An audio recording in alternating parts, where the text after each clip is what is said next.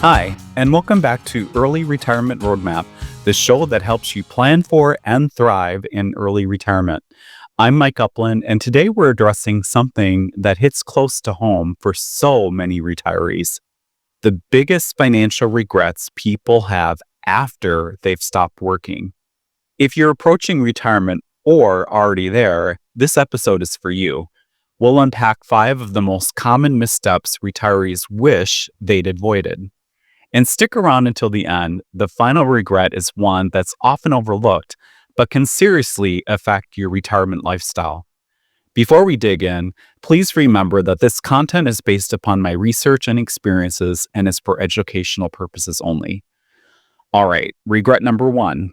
It's not saving enough soon enough. According to a 2024 Transamerica Center study, a staggering 76% of retirees wish they had saved more consistently during their working years. I get it. I've had this regret myself. I've certainly said to myself, if only I had started earlier, I could have retired even earlier. But when you're young, retirement seems like a long way off, and it's easy not to prioritize it or even think about it. I think the other challenge when I was younger, at least for me, is not understanding how to invest or save for retirement. And when you're young, it's just not something you really prioritize to learn. I also didn't have anyone to teach me. My parents never invested in the stock market, so didn't have those skills to share with me. But you can bet I'm sharing those skills to my daughter so she understands how to invest. And she's 20, and I've already been having those conversations with her. With investing, it's all about timing, of course. The longer you're in the market, the greater nest egg you're going to end up having due to the amazing power of compounding. My daughter starting in her 20s will set her up significantly better than if she starts in her 30s or 40s. Regret number 2 is underestimating retirement expenses. A lot of retirees make the mistake thinking that their expenses are going to go down when they retire. But when you first retire, especially in early retirement, you're younger and in your go-go years, and you want to spend money in hobbies now that you have the time, and you also want to spend money in travel.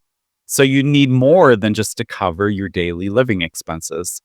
In fact, a Fidelity article in November of last year says to expect to spend 55 to 80% of your current income annually in retirement. Regret number 3 is not planning for healthcare costs. We all know that healthcare in the US is extremely expensive. After all, it's one of the biggest reasons that many choose to retire in a different country. And it's certainly one of the biggest reasons that many choose not to retire early prior to 65 before Medicare kicks in. And I certainly feel it as an early retiree. I'm very thankful that we have the ACA marketplace and I'm receiving subsidies for my health insurance to help with that sting. But even if you retire at 65, Fidelity's 2024 healthcare cost estimate reveals that a 65-year-old retiring can expect to spend an average of $165,000 on medical expenses throughout retirement. And that's with Medicare in place. So, this figure really underscores the importance of incorporating healthcare costs into your retirement planning. Regret number 4 is just relying on a single source of income. So this is coming from retirees that depend entirely on one stream of income, like you guessed it, Social Security. Having more than one income stream provides a lot more peace of mind.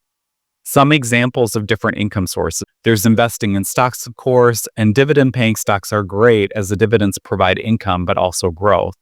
There's rental income. Owning real estate provides mostly passive income as there's still some ongoing management of the properties you own.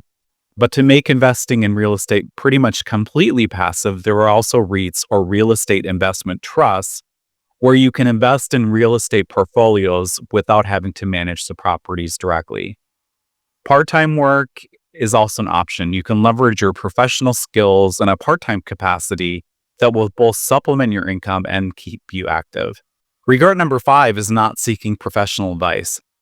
Let's face it, navigating retirement finances can be complex, and working with a professional can help you to see and think of things you hadn't thought of or missed. For example, factoring the rising costs of healthcare and inflation, and unfortunately, healthcare costs rise higher than the typical rate of inflation. Not only that, sometimes just having a professional validate your planning is very rewarding. Being able to bounce off your plans with a professional and having them check your planning gives you a lot more confidence than you would have doing it alone. So those are the 5 regrets most retirees have. The common thread here is proactive planning and diversification. Start saving early, plan for the fun and the unexpected, get help when you need it, and avoid putting all of your eggs in one single financial basket. So where are you in your journey? Are you planning for early retirement? Are you already retired? What's your biggest concern or regret? I'd love to hear from you. Thanks so much for tuning in to Early Retirement Roadmap.